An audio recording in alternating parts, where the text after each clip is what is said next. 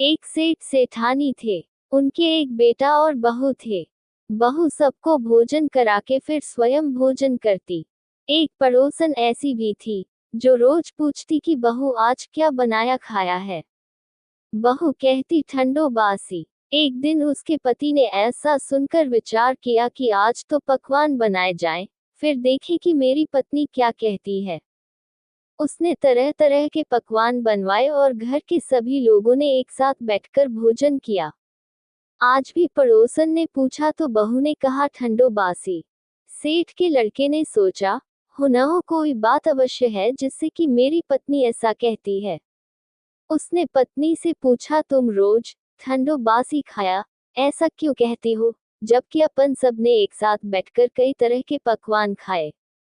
उसकी पत्नी बोली अपन जो खा रहे हैं वह बाप बूढ़ों की कमाई है। जिस दिन आप कमा कर लाओगे उस दिन मैं समझूंगी कि ताज़ा भोजन कर रहे हैं। अब एक दिन लड़के ने माँ से कहा मैं एक बड़े शहर में कमाई करने जा रहा हूँ। माँ बोली बेटा अपने पास इतना धन है कि खाया नहीं खुटेगा। माँ के मना करने पर भी बेटे ने स्वयं कमाने का दृढ़ निश्चय कर लिया और जाते समय पत्नी से कहा, मैं जब तक कमाकर बहुत सा धन लेकर न आऊं, तुम चूल्हे की आग मत बुझने देना। एक दिन चूल्हे की आग बुझ गई तो वह मन ही मन घबराने लगी, कहीं मेरे पति पर संकट तो नहीं आन पड़ा। जल्दी से पड़ोस में से आग लाकर चूल्हे में रख दूं, ऐसा विचार करके पड़ोस में गई।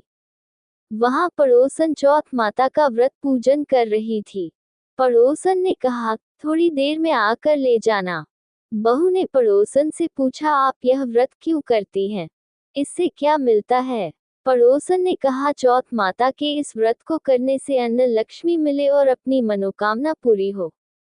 अब बहू भी चौथ माता का व्रत करने लगी। दीवार पर चौथ माता बनाई। उस दिन घी गुड़ का चूरमा बनाकर रात्रि को चंद्रमा को अर्घ्य देकर भोजन करती।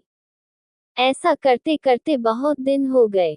चौथ माता ने उस बहू के पति को सपना दिया कि साहूकार का बेटा तू जागे कि सोवे, तेरी पत्नी बहुत याद कर रही है, घर जाकर उसकी चिंता मिटा।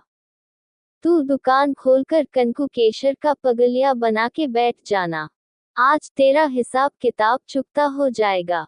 अब तो चौथ माता ने जैसा कहा था वैसा ही हुआ। उसने घर जाने की तैयारी की और गाड़ी भर के धन दौलत लेकर चल दिया। रास्ते में एक बड़ा सा काला नाग फल फैलाए बैठ गया और कहने गला आज तो मैं तुझे डिसूंगा, छोड़ूंगा नहीं। आज तेरी आयु पूरी हो गई है। सेठ ने लड़के से कहा आज चौथ माता ने मुझे सपना दिया तो मैं पत्नी से मिलने घर जा रहा हूँ। वहां मेरी पत्नी बहुत चिंता कर रही है। मैं उससे मिलकर जरूर आऊंगा, तब तुम मुझे डस लेना। नाग ने कहा तुम शपथपूर्वक कहकर जाओ तो मैं तुम्हें जाने दूंगा, परंतु लौटकर नहीं आए तो तुम्हारे घर आकर मैं तुम्हें डस लूंगा। इस प्रकार सर्प को वचन देकर वह अपने घर पहुंचा। वहां सभी से हंसी खुशी से मिला और भोजन करने उदास होकर बैठ गया। उसकी पत्नी ने उदास होने का कारण पूछा तो पति ने काले नाग वाली बात बताते हुए कहा यदि मैं उसके पास नहीं जाऊंगा तो वह घर आकर ही मुझे डस लेगा। पत्नी बहुत चतुर थी। उसने कहा कि आप घबराओ नहीं, लेट जाओ, मैं एक उपाय करती हूँ। पत्नी ने कमरे की 7 पीढ़ी सिराव धोई। पहली पीढ़ी पर रेत, दूसरी पर इत्र, तीसरी पर गुलाल फूल, चौथी पर कनकु केशर, पांचवी पर लड्डू पेड़ा, छठी पर गादी गलीचा और 7वीं पीढ़ी पर दूध का कटोरा भरकर रख दिए। इस प्रकार वह 7 पीढ़ी सजाकर बैठ गई। आधी रात होते ही नाग आकर पीढ़ी चढ़ने लगा। पहली पीढ़ी पर रेत में लौट गया और कहने लगा कि सेठ की बहू ने आराम तो बहुत दिया, पर वचनों से बंध कर आया हूँ, सो डसूंगा अवश्य ही। इसी प्रकार 7 पीढ़ियों पर नाग आराम करता हुआ और कहता हुआ कि डसूंगा जरूर, कमरे में जाने ही वाला था कि चौथ माता ने विचार किया कि मैं इसे नहीं बचाऊंगी तो संसार में धर्म कर्म और व्रत पूजन को कौन मानेगा। अब तो गणेश जी, चंद्रमा जी और चौथ माता ने उसे बचाने का विचार किया। चंद्रमा जी ने उजाला किया, चौथ माता ढाल बनी और गणेश जी ने तलवार लेकर नाग को मार दिया और ढाल से ढक दिया। अब बहू भी थकी हारी सो गई। दिन उगा तो लोग बेटे से मिलने आए, परंतु बेटा बहू तो उठे ही नहीं थे। बहुत देर हो गई तो माँ उन्हें उठाने गई। माँ ने सातों पीढ़ियों पर जो कुछ देखा तो बहुत घबराए और बेटा बहू को आवाज लगाई।